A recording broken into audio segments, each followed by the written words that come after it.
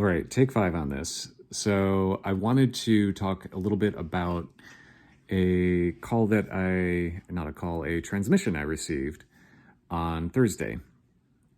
And this was a relatively short one. It was 6 words long, and one of those words of which I don't have a translation for.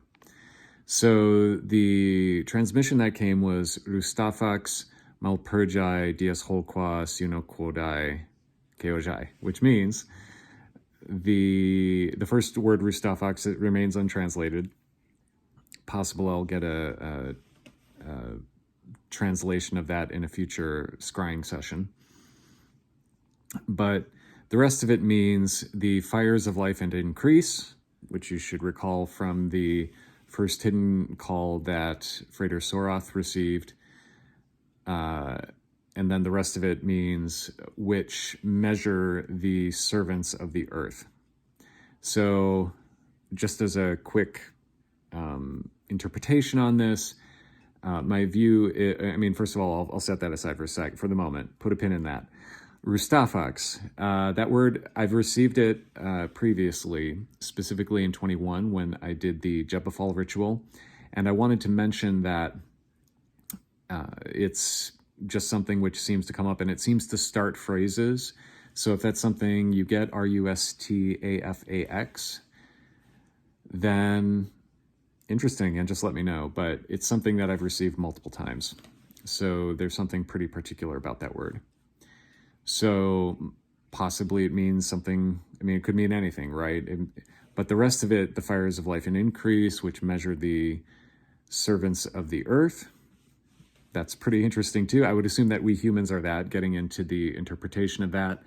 So the servants of the earth, which is basically, you and I, we're working to make the world a better place, having earth on as it is in heaven, or a new heaven and a new earth, right? And right now, the earth's got problems, but, we can actually do our part to help it out, starting with climate change, not killing each other, not doing a whole bunch of other stupid stuff. So anyway, I wanted to bring that up mainly because it's kind of an interesting transmission, but also to note that same idea of Malpurjai, that phrase purjai, which means, fires or flames, that Malpurjai, fires of life and increase, that idea is pretty important in Frater Soroth's first call, that hidden call, and I'll link to that in this video.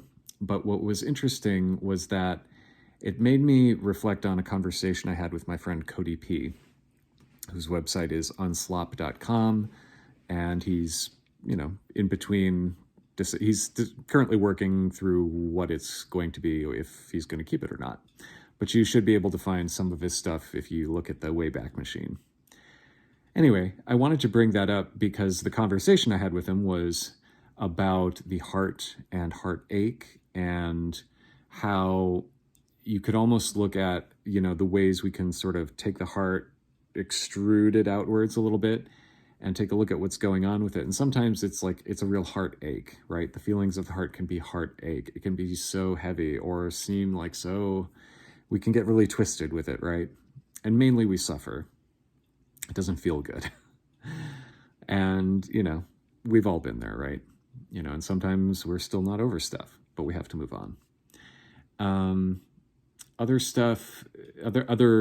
other direction you can go with that is a soothing of that. And almost as if, either you're remembering the good that goes along with the heartache, so you're remembering the sweet with the bitter. But anyway, it made me think of those two states, that discussion I had with him. It made me think of, and I think Cody P mentioned it in that context, which is that the heart, we can, those are two lights that can actually do a great deal of illumination in our world. And so it's which measure, that phrase, which measure the servants of the earth, right?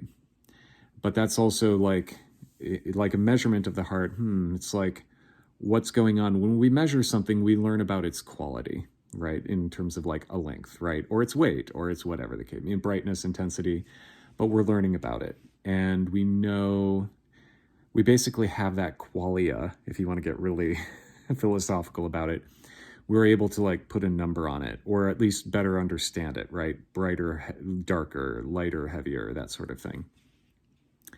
And it's interesting to me that those two extremes of the heart, that's sort of like ways that we can measure our feelings.